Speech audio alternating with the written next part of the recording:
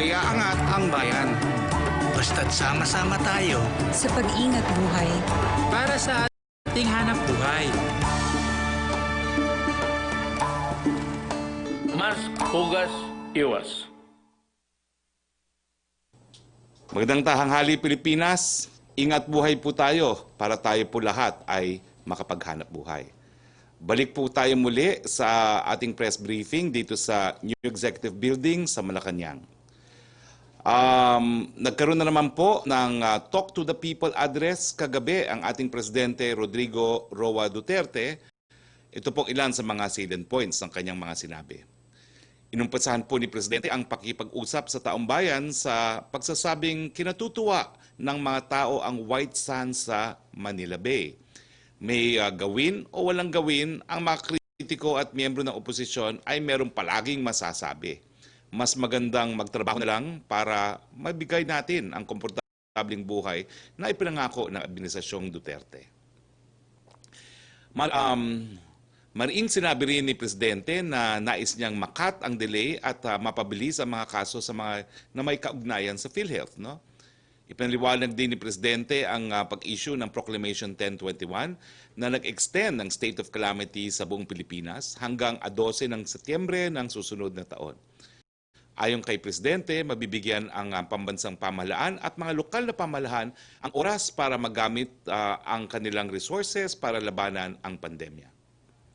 Inanunsyo rin kagabi ni Presidente ang pag-aalis ng ban on healthcare workers na may perfected and signed contracts as of August 31, 2020. Makakapagtrabaho na po itong mga health professionals nito sa ibang mga bansa. Sabay nito ay umipila ang Pangulo sa mga health workers na maglingkod sa mamamayang Pilipino. Pumunta po tayo saglit sa sinabi ni Vice President Leni Robredo na may 200,000 trabaho ang nawawala dahil sa EU sanction. Mukhang nagpapakalat po ng hindi naman pong tamang mga balita ang ating Vice Presidente at ang kanyang mga kaalyado. Naisulat na po ito, meaning hindi na po itong bago itong mga sasabihin ko.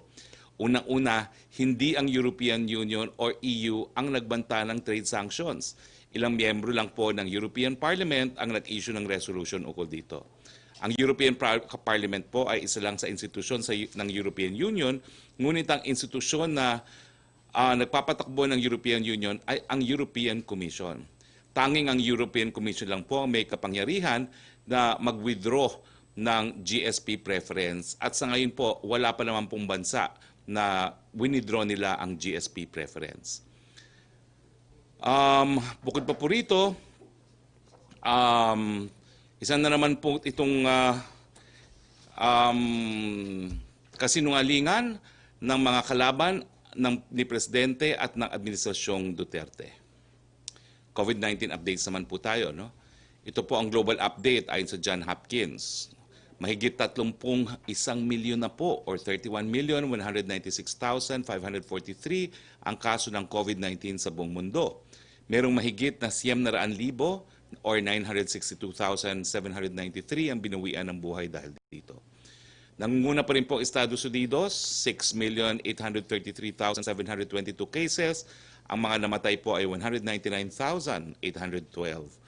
Pumapangalawa ang India, 5,487,580 cases. Ang mga namatay po ay 87,882. Pangatlo po ang Brazil, 4,544,629. Ang mga namatay po ay 136,895. Pang-apat po ang Russia, 1,105,048. 19,420 po ang namatay. Ang Peru po ay 768,895 cases, 31,369 po ang mga namatay. Sa Pilipinas po, meron po tayong mga kababayan na na-test na sa pamamagitan po ng PCR na 3,191,229. Ito po ay ginawa sa 99 licensed RT-PCR laboratories at 30 licensed gene expert laboratories. Sa lahat po ng mga COVID cases sa Pilipinas, ang aktibong numero po natin ay 54,958. At dito po sa mga aktibong kaso, ang asymptomatic po ay 8.9%, ang mild po ay 86.6%, ang severe ay 1.4% lamang at ang critical ay 3.1%. Dumadami po ang recoveries natin, 230,233. Ang mga namatay, gaya ng sinabi ko po, ay 4,999. Pagdating po sa ating critical care capacity, meron pa po tayong 52% available nationwide na mga ICU beds, 56% available na mga isolation beds, 54% available ward beds, at 74% available na mga ventilators. Moderate risk lang po tayo pagdating sa critical care capacity. Dito po nagtatapos ang ating presentasyon. Pumunta na po tayo kaagad sa bago po tayo magpunta po sa open forum natin. Nagpapasalamat po kami kay Presidential Advisor for Entrepreneurship Joey Concepcion, ang Chief Implementer ng Project ARC, at kay Congresswoman Janet Loreto Garin. Sinabi po natin kahapon na sasabihin natin sa taong bayan kung saan po pwede pumunta para sa murang PCR tests. Ito po ay naghahalaga ng 1,750 hanggang 2,000 pesos lamang po. So ito po ang mga lugar kung saan kayo po pwede pumunta para sa 1,750 hanggang 2,000 pesos na PCR test. Huwag na kayong pumunta sa mas mahal po. Philippine Children's Medical Center, dyan po ito sa Quezon Boulevard. Dr. Jose N. Rodriguez Memorial Hospital. Jose B. Lingad Memorial General Hospital, yan po ay sa Pampanga. Perpetual Health College Center sa Las Piñas, National Kidney and Transplant Institute, dyan po yan sa East Avenue. At maraming salamat po, Dr. Licuete, dahil palagi niyo po kaming binibigyan ng PCR tests. Lung Center of the Philippines, dyan din po yan sa East Avenue. Western Visayas Medical Center sa Iloilo po. Vicente Soto Memorial Hospital sa Cebu. University of Cebu Medical Center sa Cebu. Eastern Visayas Regional Medical Center sa Tacloban, Baguio General Hospital po, Zamboanga City Medical Center, St. Paul's Hospital Tacloban, Teresita Halandoni Provincial General Hospital sa Negros Occidental, at Cebu Molecular Laboratory. Sa mga lugar pong ito, dahil donated ang mga makina at ang mga test kits, 1,750 hanggang 2,000 pesos lang po ang babayaran. At kapag pinatupad na po natin ang pooled testing, bababa pa po ito sa 550 pesos hanggang 1,000 pesos. Maraming salamat po sa Project ARC. So ulitin ko po, sa Metro Manila, Philippine Children's Medical Center, Dr. Jose N. Rodriguez Memorial Hospital, Perpetual Health Medical Center, National Kidney and Transplant Institute, at Lung Center of the Philippines. Doon na po tayo magpa-PCR test. Huwag na kayong pumunta sa mga mahal na PCR test facilities. Okay, pumunta na po tayo sa ating open forum. Yusek Roque. Yes, good afternoon, Secretary Roque. Question from MJ Blanca Flor ng Daily Tribune on health workers. The group Filipino Nurses United is calling on the government for the total lifting of deployment ban on medical professionals. Last night, the President asked health workers to wait for it since the government is calibrating the process. When can we expect the President to decide on the total lifting of the deployment ban? Well, malinaw po ang Presidente. Habang meron po tayong state of calamity dahil sa COVID-19, mahihirapan pong i-lift yung ban na yan. At habang ang mga nurses po ay papunta sa mga bansa na mas maraming kaso kaysa sa Pilipinas, pangangalagaan pa rin po ng Presidente ang kalusugan ng ating mga frontliners. Second question po ni MJ, Deputy Speaker Paulo Duterte has filed a bill that seeks to increase the salary of nurses in the private sector to make it at par with their counterparts in public hospital. Is the President inclined to certify it as urgent? Hindi ko po sigurado kung masacertify as urgent yan, pero siyempre, suportado ng Presidente ang kanyang anak. At tama naman po yung bill, no? Dahil kinakailangan naman talagang itahas ang sahod ng mga nurses sa pangpribadong hospital, ipantay man lang sa mga sweldo ng nurses sa mga pampublikong hospital. Maraming salamat, Deputy Speaker Duterte. Vice President Leni Robredo said that there is more to fighting the COVID-19 crisis than just wearing face masks, waiting for vaccines, and spraying pesticides throughout the country. How will the palace respond to this? Tama po sinabi niya. Kasi bukod po doon sa mga sinabi ni Presidente, tayo na po ang pinakamataas na testing rate, pero baliwala po kay Vice President yan. Tayo po ngayon nagpapatupad ng magalong formula sa tracing, baliwala po yan kay Vice President. Napakadami na po nating isolation centers na naibukas. Ang mga pampublikong mga paaralan, ginagamit na rin isolation centers, ang mga hotel, baliwala po yan kay Vice President. At syempre po, tayo po ay nagtayo na ng hospital command center na talagang nagbibigay ng referral service kung saan pupunta ang mga nangangailangan ng medical attention. Baliwala rin po yan kay Vice President at sa mga oposisyon. Sila po, wala raw tayong ginagawa. Well, sila lang ata ang hindi nakakaalam kung anong ginagawa ng gobyerno. Buksan po ang mga mata at buksan po ang mga pandinig. Thank Joyce you, Balancho, Secretary please. Roque. Yes, good afternoon, Secretary Roque. Follow up lang dun sa unang tanong on Vice President Robredo. Also in her statement, she listed 4 suggestions for the government. That includes medical and non-medical interventions to combat the virus, addressing poverty, hunger, unemployment, restricting public and private finances, and rebuilding the economy in an inclusive, resilient, and sustainable way. Any response po, Secretary? Wala pong bago, pinatutupad na po yan ng gobyerno. Again, buksan po ang mata, buksan ang mga pandinig nang hindi po inuulit ang pinatutupad na ng gobyerno. On a different topic, Secretary, will President Duterte issue an executive order to regulate the prices of RT-PCR testing? Kasi po, sabi po ni DOH Undersecretary Maria Rosario Vergere, they're recommending for the President to issue an EO para po mag-impose ng price cap sa RT-PCR kasi magkakaiba po yung presyo niya depende sa hospital or sa medical laboratory. Was this discussed during the IATF meeting yesterday? Well, ang Presidente po ay nag-issue ng executive order imposing price caps on medicines, so I don't think it is impossible for him to issue this executive order. Pero ang panawagan po natin, napakadaming laboratories, gobyerno po ang nag-donate o kaya pribadong sektor ang nag-donate ng makina at mga test kits. Ibaba nyo po ang mga presyo. Alam ko po may mga nagnanais sa inyo, bagamat non-profit kayo, na kumita. Wag naman po. Ibigay na po natin sa taong bayan yung benepisyo pag kayo po ay nakatanggap ng libreng makina galing sa gobyerno o sa pribadong sektor o mga libreng mga testing kits. Yun po talaga ang pangunahing pamamaraan para mapababa po ang halaga ng testing. Pero antay din po tayo, nakapilot na po ang full testing. Pag napatupad na po natin ang wide-scale full testing, talaga pong bababa ang presyo. Alright.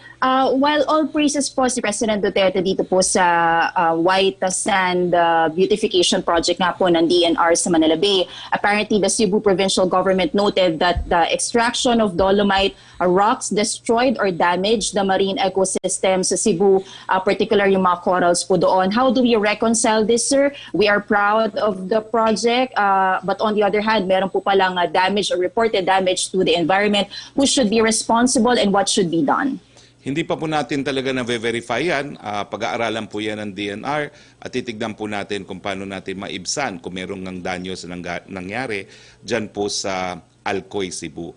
Pero ang kailangan po malaman ng taong bayan, sa mulat mula po, yan ang kabuhayan sa Alcoy, Cebu.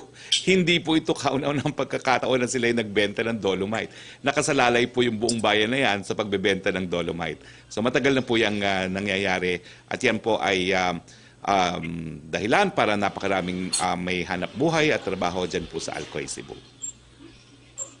Last na lang po for me, Secretary, Deputy Speaker and Camarines Sur Representative El Rey Villafuerte said that supermajority of congressmen want House Speaker Alan Peter Cayetano to extend in his term. Alam ko po you already mentioned that Malacanang will respect whatever is the decision of lawmakers when it comes to House speakership. Pero personally, kay Pangulong Duterte, is he okay if lawmakers will no longer push through with agreed term sharing because it was the President himself who brokered that deal? Sasama po ba ang loob niya kung hindi ito susundin or kung ito ang sentimiento ng supermajority ng Kamara ay hahayaan na lang po niya? ay tinanong ko po siya dito kagabi at dahil sinagot niya ako, ulitin ko po ang sagot niya. He's hoping na tutupad sa usapan ang partido, pero kung wala pong numbers si Congressman Lord Alan, wala po siyang magagawa. So the President is hoping that the Speaker and Congressman Velasco will honor their agreement, but ultimately the decision will be the decision of the individual congressmen. Ang sabi po niya, to quote talaga, is kung walang numero si Lord Alan, wala siyang magagawa. Thank you, Secretary. Yusek Roque again, please. Thank you, Joyce. Yusek Roque. Okay, mamaya na si Yusek Roque. Melo Aconia, please. Yes, good afternoon, Secretary. Nice to see you back in Manila. We have a good signal today. 156 countries. Okay, mag-alala kung lalabas kami. Magbibit-bit na kami taga-RTVM at meron na tayong daladalang sariling microwave. Okay. Very good, very good. Okay, 156 countries are now part of COVAX. This is a group formed in coordination with the World Health Organization para maiwasan yung vaccine nationalism at matiyak ang distribusyon ng bakuna sa lahat ng bansa na mangangailangan nito. Paano kaya makikinabang ang Pilipinas? May kinatawan kaya tayo sa World Health Organization para isulong yung interes natin at maiwasan yung pangingikil umano ng mga drug companies na magbebenta ng bakuna sa atin? Suportado po natin yan, no? At ang ating diplomatic mission po sa Geneva ay aktibo po na sumasapi sa mga usapin sa WHO para nga po makakuha tayo ng kinakailangan nating baksin. Kung hindi po talaga magkakaroon ng kasunduan, tanging mayayamang bansa lang ang magkakaroon ng vaccine at kung papayagan po ito, baka mabura ang the rest of the world. No? At hindi rin naman po ikabubuti yan ng mga mayayamang bansa dahil kinakailangan din nila tayo para sa kanilang mga merkado. So tingin ko po nagkakaintindihan na kinakailangan magkaroon talaga ng equitable sharing sa pagdidistribute ng vaccine at naniniwala po ako na maraming mga bansa, lalong-lalo na sa Europa, ang nagsasabi at nagdeklara na itong laban sa pandemic ay isang laban hindi lang ng mga individual na bansa, kundi ng isang buong kadaigdigan. Secretary Harry, yung bangayan na nagaganap sa House of Representatives, without sounding nostalgic, mukhang hindi naman nangyari yan nung ikaw mambabatas pa. Pero hindi po kaya ito na kinakikitaan ng bahid, ng graft and corruption sapagkat ang pinag-aawayan ay pera para sa kanilang mga pet projects sa House of Representatives? Well, ang aking posisyon nga po ng presidente, hinahayaan niya ang miyembro na magdesisyon kung sino ang kanilang magiging leaders dahil talaga naman pong lone jurisdiction yan ng mga miyembro ng Kongreso. So sa akin po, wag naman natin bigyan ng bahid ng kahit ano. Meron pong presumption of good faith, meron talagang karapatan na ang mga individual na miyembro ng Kamara ang hahalal ng kanilang liderato. Hindi, pero yung pong delivery ng pondo para sa kanilang mga projects, mukhang yung po yata yung dahilan ng bangayan. Ang budget po nag-originate sa Malacanang. What Congress can do is they can decrease the budget but they cannot increase it and they can also reallocate funds pero kung merong dadagdagan ng pondo, merong item na mababawasan. Yan po ay jurisdiction naman ng Kamara. Suntok sa buwan po ito, Secretary. Pwede niyo ba kaming bigyan ng tip kung anong magiging talumpati ni Pangulong Duterte sa United Nations? Tama po kayo, suntok po yan sa Mars. So abangan na lang namin. Abangan niyo po, alas 9 ng gabi. Salamat po. Thank you. Joseph Morong, please. Joseph? Yeah, hi. How are you doing, sir? Okay naman Sir, po. yun munang kay kay Alan, yung sa speakership raw. Sir, do you think, yung pong statement nyo kanina, nasabi ni Presidente, allegedly, that kung walang numbers si Lord Alan, is wala siyang magagawa. Tama ba, sir, yung pick up ko kanina din sa statement? And that was the President speaking? Verbatim quote from the President. Okay. Sir, hindi ba siya, sir, reneging on the gentleman's agreement between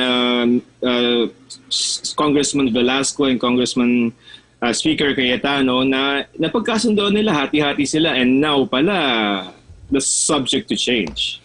Well, hindi naman po, no? Kasi ang sabi niya, totoo yan Binuroker ko yan at inaasahan ko na maging tupad sila sa napag-usapan. Pero dinagdag nga niya, no? Kung talagang walang numero si Lord Alan, wala rin ako magagawa. Was Congressman Velasco misled into thinking na he would have a half a term? Hindi ko na po masasagot yan. Ako po verbatim, sinagot ko na, inulit ko lang sinabi ng Presidente at bilang isang tagapagsalita, kapag nagsalita na po ang Presidente, inuulit ko lang at hindi na po ako nag-annotate.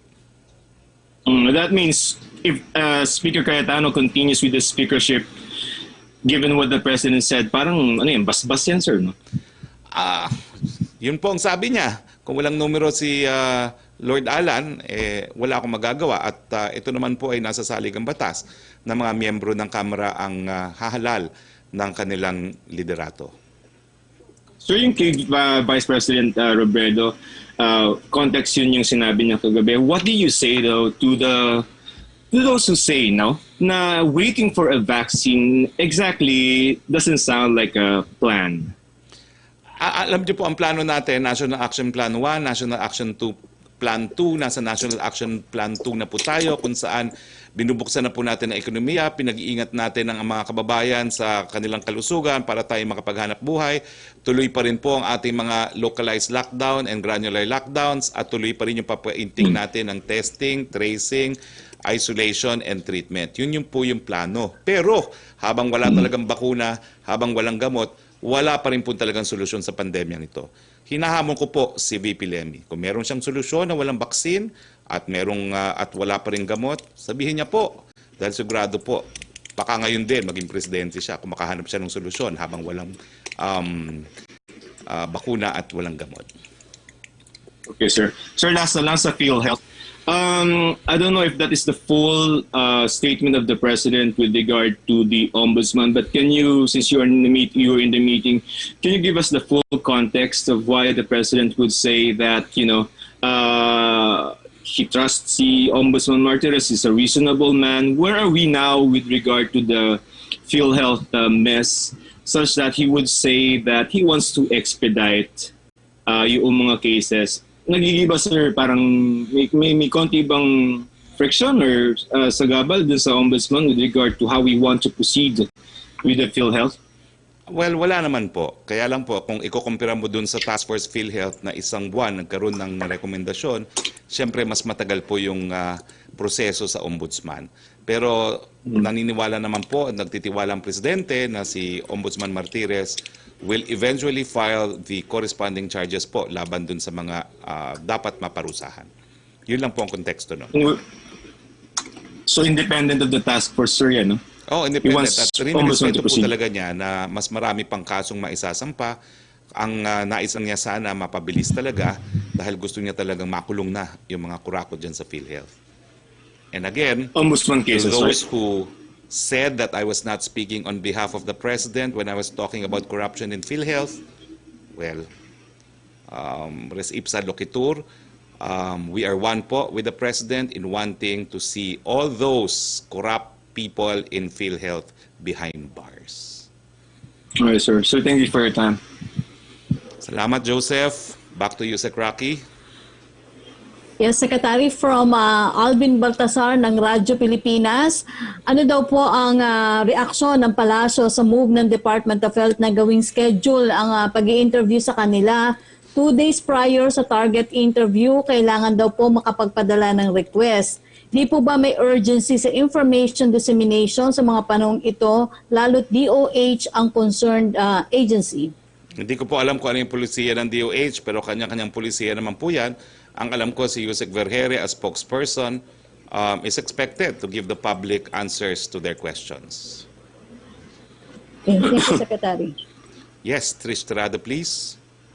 Hi, good afternoon, Secretary. Sir, balikan ko lang kanina since nagtapos po kayo din sa question ni Joseph about corruption because apparently there's already a reaction mula po dun sa Regional Director ng Visayas, LTO. Remember, sir, kahapon po you called him out to shape up. Let me just quote his reaction. He said, Roque asked me to be fired after I discovered anomalies in the car registration process. He said he discovered large-scale tax evasion from dealers related to car registration.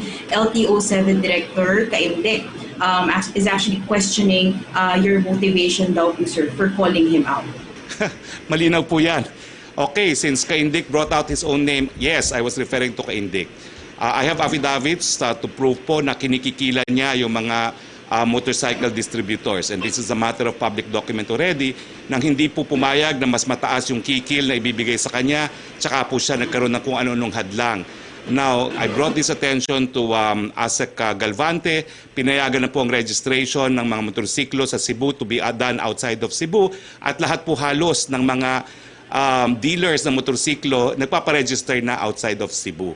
So that's on the basis po of affidavits, and since he's the one who spoke up, yan po ang katotohanan. Ano pong motivation ko? The same motivation when I conducted the crusade against PhilHealth. The same motivation when I conducted a crusade against corruption in different GOCCs, including but not limited to government financial institutions. No?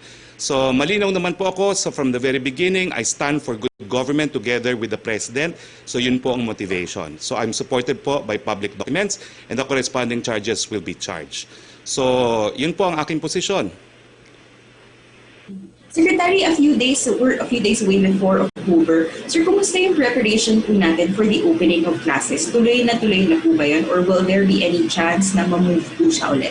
Well, tuloy na po yan, at ang Presidente na pong nag-decide na October 5 po yan.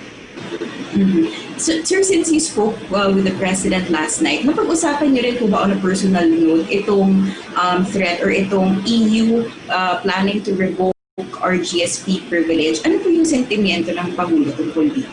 Well, alam nyo, hindi na binobroadcast, no? Pero I can assure you, miski wala akong speaking role on TV, about half of our meeting time is in response to my questions. I asked that he ratify my statement on the EU, and he did. And he, of course, devoted a substantial period of time to express his view. Ang sabi niya, mali nga na naghihimasok itong European Union sa mga bagay na sakop ng soberenya ng bansa. Mahaba ang diskusyon ni Presidente tungkol kay Laila de Lima kung bakit hindi po talaga siya nakakulong as a political prisoner, kundi as a common criminal related to drug charges. The same thing with Maria Ressa. No? So my statements on the EU were completely ratified by the President yesterday. He completely agrees with my statements. Thank you, Secretary. I see Pia. Pia, please, of Pia Renada of Rappler. Pia Renada. Hello, sir. Yes, please. Yes, sir. Sir, my question is just about the UNGA speech. So I was wondering, sir, if maybe recently you were able to talk to the president and ask him why he agreed this year to give a speech when in previous years he never did. Baka you have new information on that? Sinagot na po yan kahapon ni Yusek Borge, no? There are matters po that are of profound significance to the international community, kasama na po doon yung COVID. No? Kaya magsasalita po sa kauna-unang pagkakataon ng ating Presidente.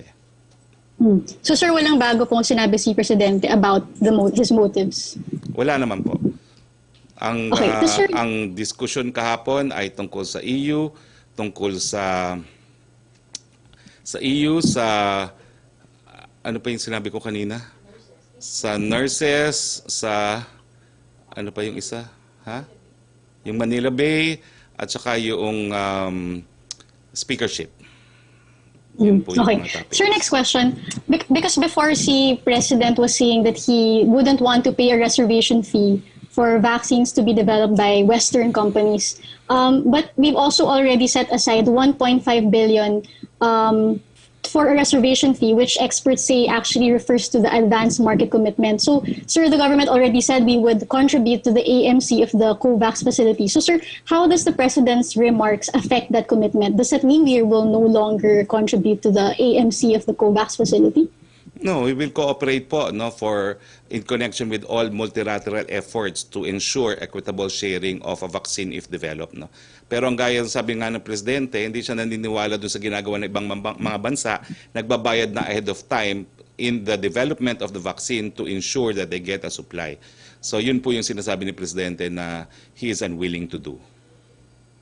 So last follow-up to that, sir. So, sir, you're saying that, for example, Moderna or Pfizer, if they develop a vaccine but ask for an AMC, the president will not want to pay that, even if it means securing supply for the country of this very critical vaccine?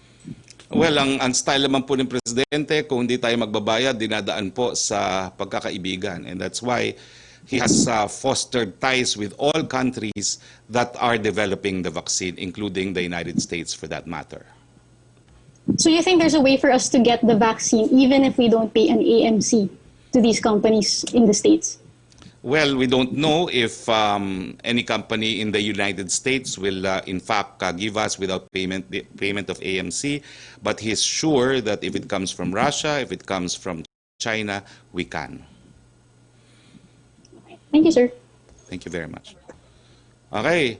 Well, yung kaindik po, no, nakapagtataka yung LTO Chief, LTO Regional Director, siya ngayon ang gumagalaw para sa BIR. Isipin nyo, taong bayan, bakit niya linabas yung BIR? Obviously, because yung mga motorcycle distributor, nagsumbong nga. Kaya nang nagsumbong, bumawi. Nagsusumbong daw siya sa BIR. Di magsumbong ka sa BIR para mas maraming tax collection. Pero ang issue pa rin, korupsyon. Zero corruption ang Presidente.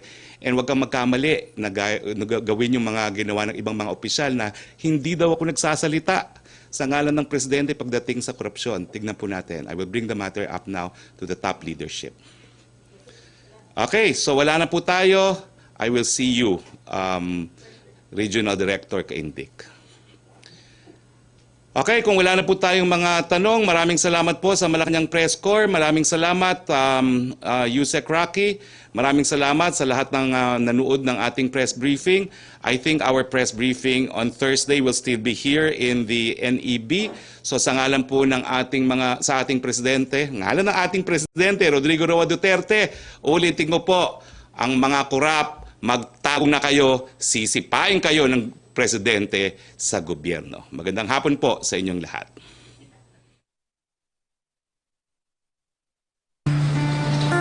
Matinding kalaban ng COVID. Ayokong makahawa. At mahawa. Pero kailangan ko na magtrabaho. Kaya di ako magiging pabaya. Di matigas ang aking ulo. Iingatan ko ang aking sarili. Para maingatan ang pamilya ko. Ito ang ambag ko. Ako. Ikaw. Lahat tayo. Sama-sama nating Mayaangat ang bayan. Basta't sama-sama tayo. sa pag-ingat buhay. Para sa ating hanap buhay. Mask, hugas, iwas.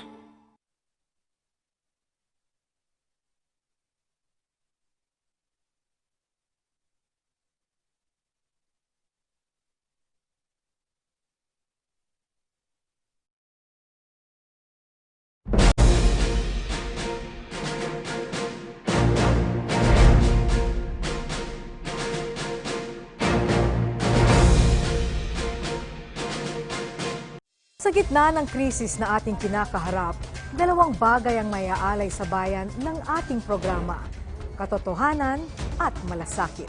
Komprehensibo at matapang nating tatalakayin ang bawat sulok ng isyu. Dahil ganitong klaseng balitaan ang karapatang malaman ng mga mamamayan.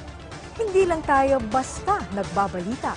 Ginagampanan din natin ang ating responsibilidad sa ating kapwa. Balitaang may puso. Yan ang hatid ng Sentro Balita. Lunes hanggang Biyernes sa PTV.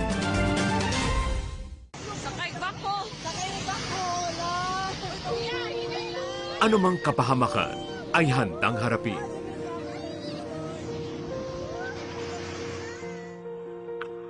Bundok man, kakayaning akyatin.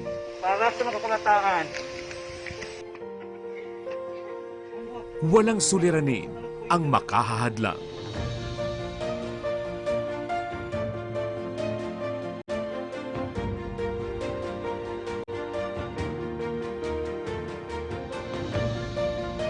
Sa pagbibigay kaalaman para sa kinabukasan ng kabataan at upang tuparin ang sinumpaang tungkulin para sa bayan.